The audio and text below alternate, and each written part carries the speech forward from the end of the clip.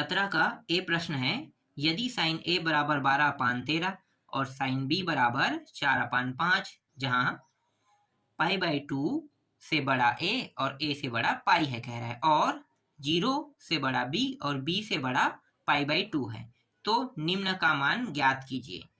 पहला है साइन ए plus B और दूसरा है कॉस ए प्लस बी।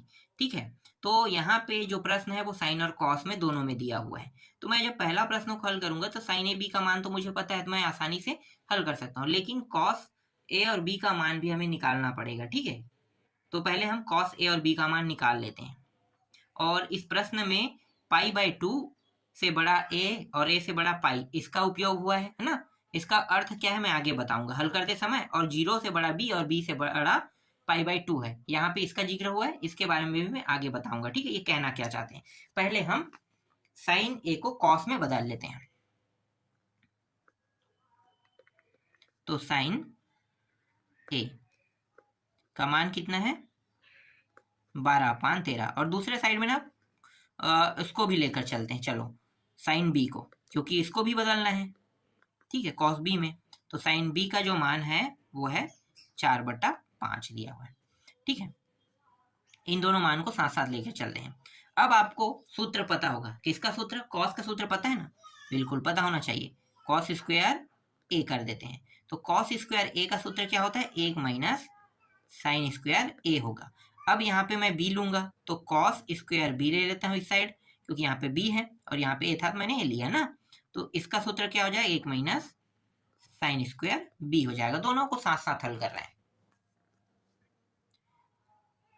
ये जो कॉस स्क्वायर है, ठीक है, इससे मैं वर्ग हटा दूंगा तो क्या हो जाएगा? ये कॉस ए हो जाएगा, और अंडर रूट जो है वो दूसरे साइड में लग जाएगा इस तरीके से।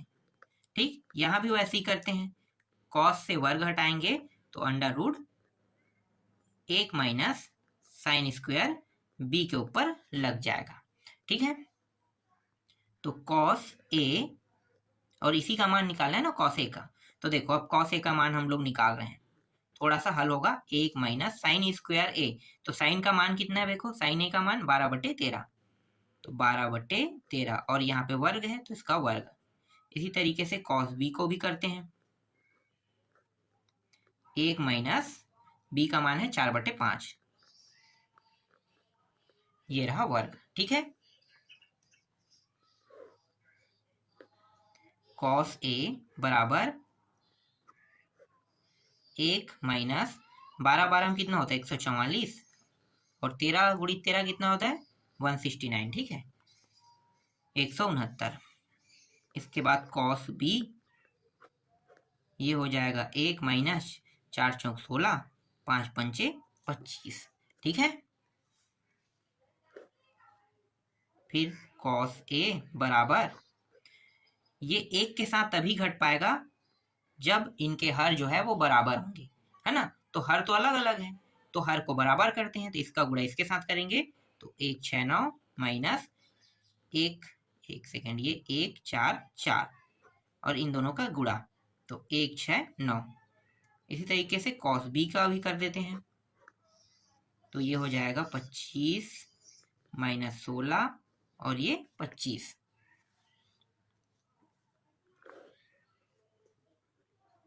कॉस ए बराबर, घटा दो उसको तो कितना हो जाएगा? ये आ जाएगा 5, और ये 4 2, ठीक है 25, और ये कितना हो जाएगा? 1 6 9। ठीक है, इस तरीके से कॉस बी बराबर, घटाएंगे तो कितना बचेगा? यहाँ पे 9 बचेगा, और यहाँ पे 25 बचेगा। तो कॉस ए बराबर, ये 5 का वर्ग होता है, ठीक है, तो 5 के वर्ग से बाहर, और ये 13 का वर्ग होता है, तो 13 इस तरीके से। तो कॉस ए का मान 5/13 प्राप्त हुआ, और कॉस बी का मान, ये 3 का वर्ग होता है 3 प्राप्त हुआ, ये 5 का वर्ग होता है 5 प्राप्त हुआ। ठीक है, तो यहाँ पे कॉस बी का मान 3/5 और कॉस ए का मान 5/13 प्राप्त हुआ। समझ में आया?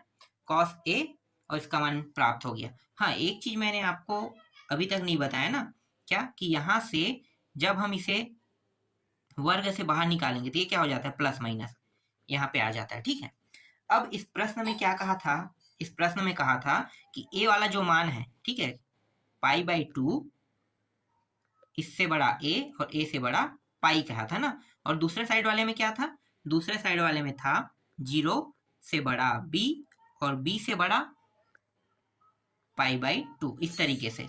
इसका अर्थ आप समझते हो, इसका अर्थ आपको पता नहीं होगा, मैं आपको बता देता। देखो इसका मतलब होता है π/2 का मतलब 90 अंश है ना, और इसका मतलब होता है 180 अंश। तो 90 से 180 अंश के बीच, और ये 0 से बड़ा b और ये 90 अंश। ठीक है, अब चतुर्थांश पे आते हैं। चतुर्थांश आप लोग जानते हो ना, चतुर्थांश इस तरीके से होता है, इसमें सभी मान प्लस में होंगे, इसमें सिर्फ साइन और कोसेक बस प्लस में होगा, इसमें टेन और कॉट प्लस में होगा, और इसमें सेक और कॉस प्लस में होता है। ठीक है, इसके अलावा बाकी जो 4 मान है वो किस में होंगे, माइनस में, और इसमें सभी sine cos tan cot sec cosec सब प्लस में होता है। समझ में आ गया। ये 0 से लेके 90 अंश और 90 से लेके 180 अंश। तो इस प्रश्न में देखो 90 से लेकर कहाँ तक दिया है, 180 अंश है ना। तो देखो 90 से लेके 180 अंश में साइन और कोसेक, साइन और कोसेक बस किस में होगा, प्लस में होगा। ठीक है, लेकिन यहाँ तो कॉस दिया है, तो कॉस का मान प्लस में आएगा कि माइनस में आएगा, पता चल गया होगा, माइनस में। 5/13 दिया है ना, जो कॉस ए का मान है वो कितना क्या होगा, प्लस में होगा। ठीक है, सॉरी माइनस में होगा, 5/13 किस में लेना है आपको, माइनस में। और ये किस चतुर्थांश में, ये प्रथम है, ये द्वितीय है, ये तृतीय है। बस प्रथम द्वितीय के बारे में जिक्र करना है इसमें, क्योंकि ये 0 से 90 और 90 से 180 है ना, तो इसको देखना नहीं, ये तृतीय है और ये चतुर्थांश। समझ में आ गया। तो यहाँ पे ये कौन सा चतुर्थांश हुआ, ये है द्वितीय चतुर्थांश। तो यहाँ पे आप लिख सकते हो चूंकि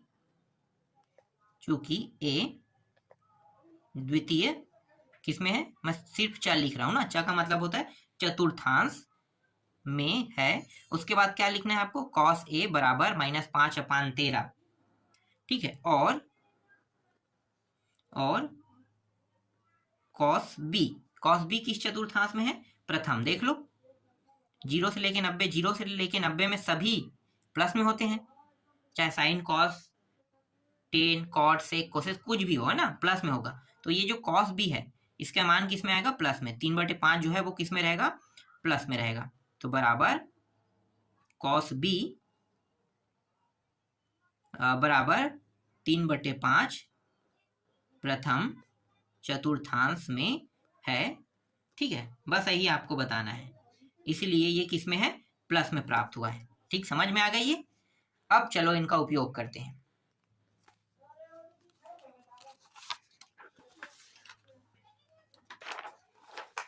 अब मैं पहला प्रश्न को ले लेता हूं। ठीक है, पहला प्रश्न क्या था, sine a plus B. Sine a plus B को हम कैसे लिख सकते हैं सूत्र में, आप लोगों को पता होगा, sine a cos b, plus है तो प्लस लगेगा, फिर साइन b कॉस a, ऐसे लिख सकते हैं। बिल्कुल, ये इसका सूत्र है ना। अब साइन a का मान रख देते हैं। साइन a का मान कितना है, तो साइन a का मान था, प्रश्न में पहले से दिया था ना, 12/13। इसी को हम हल करके क्या किए हैं, cos a में बदले हैं। और cos b का मान अभी मैंने निकाला है। ठीक है, cos b का मान कितना निकाले हैं देख लेते हैं, 3/4। तो मैं मानों को रखते जा रहा हूँ यहाँ पे, तो 3/4 रख लेते हैं। एक मिनट, 3/4 का रखें, यहाँ पे मैं गलत लिख दूँ क्या, 5 है, सॉरी ये 3/5 है ना। ठीक, ये 3/5 है, फिर प्लस साइन b का मान भी प्रश्न में दिया हुआ था 4/5, और cos a का मान मैंने निकाला था माइनस में ना, कितना था, 5/13 ये था। ठीक, देखो कोई कट रहा है क्या, कट रहा है उसको कटा देंगे, नहीं कटेगा उसको नहीं कटाएंगे भाई। तो यहाँ तो कुछ नहीं कट रहा है ना। चलो, तो इनको और इनको क्या कर देंगे, गुणा कर देंगे।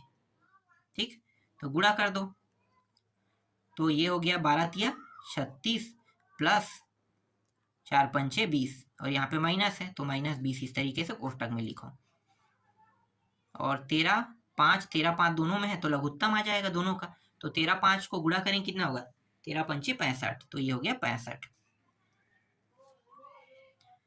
ये 36 प्लस माइनस माइनस, ये 20 और ये 65, इसको घटाएंगे कितना बचेगा 16। ठीक है 16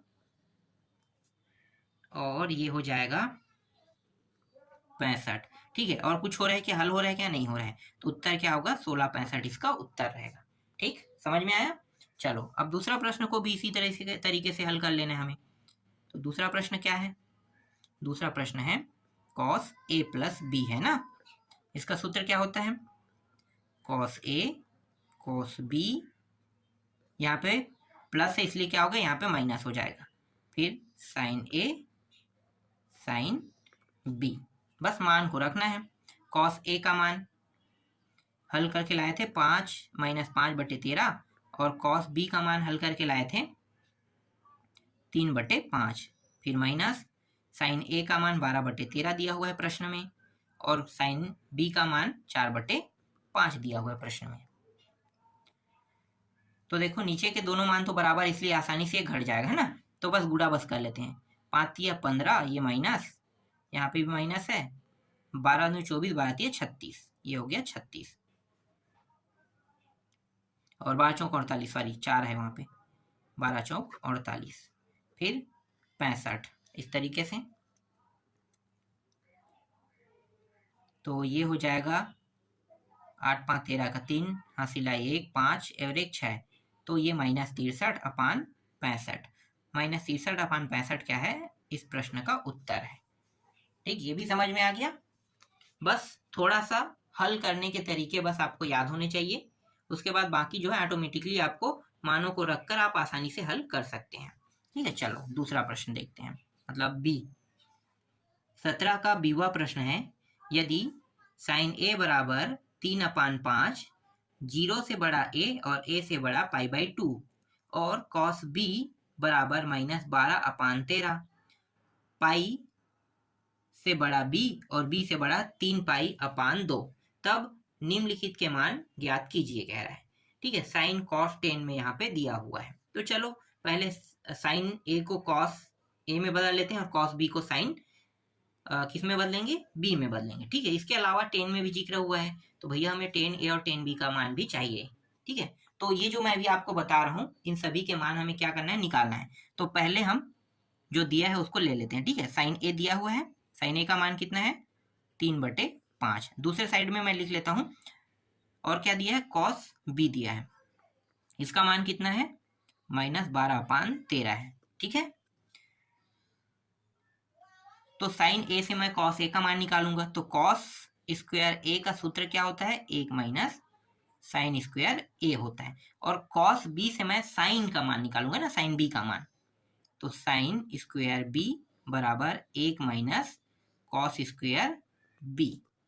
ठीक, ये जो कॉस स्क्वायर a है, यहाँ से वर्ग हटा देंगे तो क्या होगा, √1 माइनस साइन स्क्वायर a के ऊपर लग जाएगा। इसी तरीके से साइन b से भी वर्ग हटा दूंगा तो √1 माइनस कॉस स्क्वायर b के ऊपर लग जाएगा। अब मानों को रख देते हैं, 1 माइनस साइन स्क्वायर a का मान कितना होता है 3/5, और यहाँ पे वर्ग है तो इसको वर्ग कर देंगे। इसी तरीके से साइन b बराबर 1 माइनस कॉस का मान -12/13, और इसका भी वर्ग, फिर कॉस a बराबर 1 माइनस 3 × 9, 5 × 5 = 25, साइन b बराबर 1 माइनस 12 12 में 144। ठीक है, यहाँ पे माइनस माइनस क्या हो जाएगा, 2 बार गुणा होने के कारण प्लस हो जाएगा, और ये 13 × 13 169। ठीक है, 169।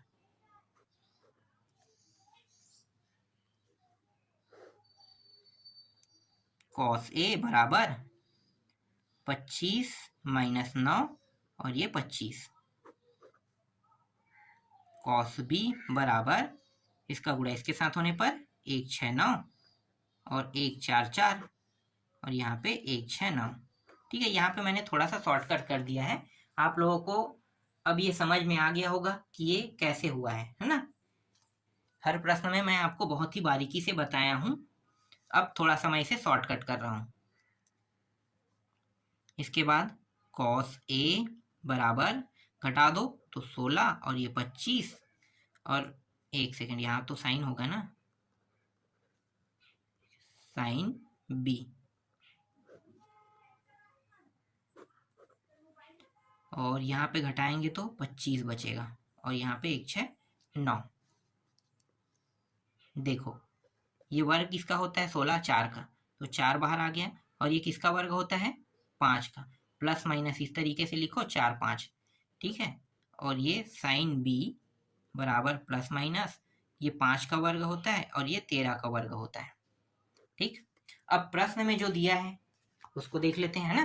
प्रश्न में क्या दिया था, π/2 दिया हुआ था, से बड़ा a और a से बड़ा पाई ये दिया हुआ था, ठीक है। और दूसरे साइड के लिए भी दिया हुआ था 0 से बड़ा, एक मिनट इसमें वैसे ही दिया है ना, नहीं यहाँ पे थोड़ा सा गलत हो गया है। दिया हुआ था इसमें ये 0 था, ये पूरा 0 और ये π/2 था ना, ठीक है। मैं पहले वाले प्रश्न को लिख रहा था, ये a नहीं है ये b है, b का प्रश्न का जो है उसमें अलग दिया हुआ है। तो यहाँ पे दिया हुआ था पाई दिया हुआ था, ठीक है, पाई से बड़ा b और b से बड़ा 3π/2, ठीक है, ये दिया हुआ था। इसका मतलब है 0 से बड़ा a, 0 से बड़ा a और a से बड़ा 90 अंश कह रहा है।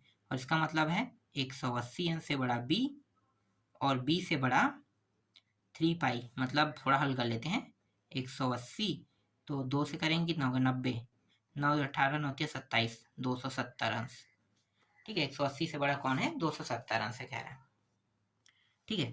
अब इसके चतुर्थांश को देख लेते हैं। चतुर्थांश आपको पता है ना, इससे पहले वाले में मैंने बताया था। एक मिनट मैं दिखा देता हूँ ग्राफ कहाँ पे है।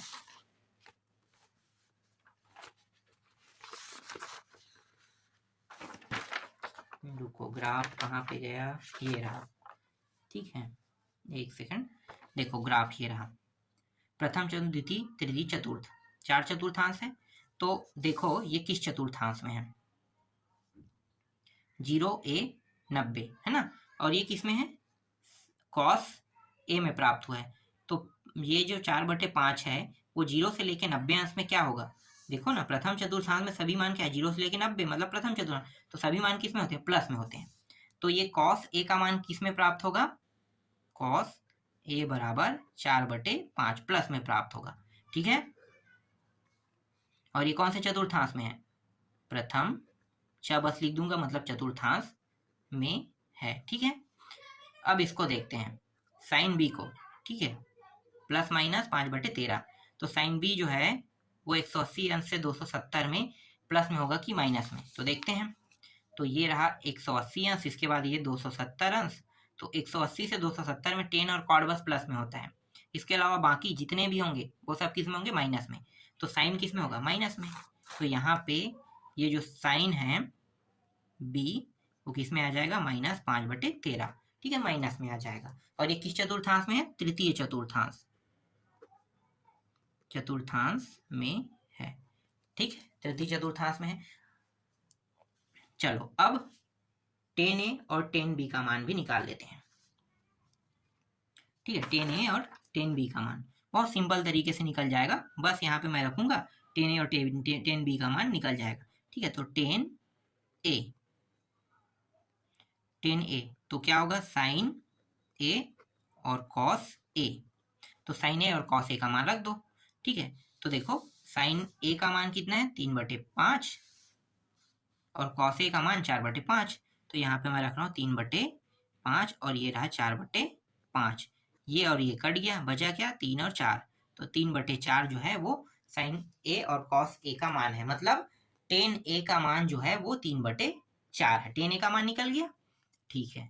अब tan b का मान निकाल लेते हैं, tan b का मान निकालते हैं तो साइन b और cos b के मान को रखेंगे।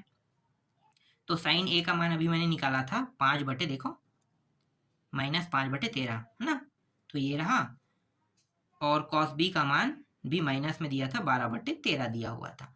तो ये और ये तो कट गया। यहाँ पे देखो ये दोनों किस में है, ये दोनों माइनस माइनस में है, तो दोनों माइनस माइनस कट गया। ठीक है, बचा क्या 5 और 12, तो 5/12। तो 10a 10b का मान निकल गया। ठीक है, इस तरीके से 10a और 10b दोनों का मान निकल गया। अब इसमें 3 प्रश्न है, तीनों प्रश्नों को अब हल करते हैं। सभी का मान निकल गया है, बस अब क्या करेंगे, सूत्र में रखते जाएंगे। तो देखो साइन a माइनस b, ठीक है, इसको और कैसे लिख सकते हैं, साइन a कॉस b, यहाँ पे माइनस है तो माइनस लिखेंगे, फिर साइन b कॉस a, इस तरीके से। अब यहाँ पे क्या करेंगे, बस मान को रखेंगे, तो बाकी काम आप लोग करना। ठीक है, दूसरा प्रश्न देखते हैं। कॉस a प्लस b, तो कॉस a कॉस b सूत्र है, यहाँ पे क्या है प्लस है, इसलिए इसका जस्ट अपोजिट होता है कॉस वाले में। और उसके बाद साइन a साइन b, इसका भी मैंने सूत्र बता दिया। ठीक है, इस तरीके से बस यहाँ पे अब मान को आपको रखना है, मान रखने के बाद जो भी आएगा वो क्या रहेगा, इसका उत्तर रहेगा। तो मुझे लगता है ये भी आपसे अब बन जाएगा। ठीक है, एक और है तीसरा प्रश्न, उसको भी देख लेते हैं। तो तीसरा प्रश्न 10a माइनस b दिया हुआ है, इसका सूत्र क्या होता है, 10a minus 10b 1 minus 10a 10b। ठीक है, इस तरीके से। और इसमें भी आपको क्या करना है, जो मैंने अभी निकाला ना 10a और 10b का मान, उनको बस आपको रख देना है। तो इस तरीके से आपको तीनों प्रश्नों को बना लेना है। ठीक है, बस मान को रखना है, और मैंने सभी का मान निकाल दिया है। देख लो, यहाँ पे साइन का है, यहाँ पे कॉस b का मान है ना, यहाँ पे कॉस a का मान है, यहाँ पे साइन b का मान है, और यहाँ पे देख सकते हो 10a और 10b का मान इस तरीके से दिया हुआ है। तो सभी का मान आपके पास है, बस इस सूत्र में आपको क्या करना है, इस सूत्र में रखना है यहाँ पे। ठीक है, यहाँ पे रख दोगे तो सभी का उत्तर आ जाएगा। इसके बाद बाकी जो प्रश्न बचा है उसको मैं नेक्स्ट वीडियो में पूरा कंप्लीट कर दूंगा। सिर्फ 3 प्रश्न बचा है, 18, 19 और 20। तो लास्ट वीडियो में पूरा ये कंप्लीट हो जाएगा।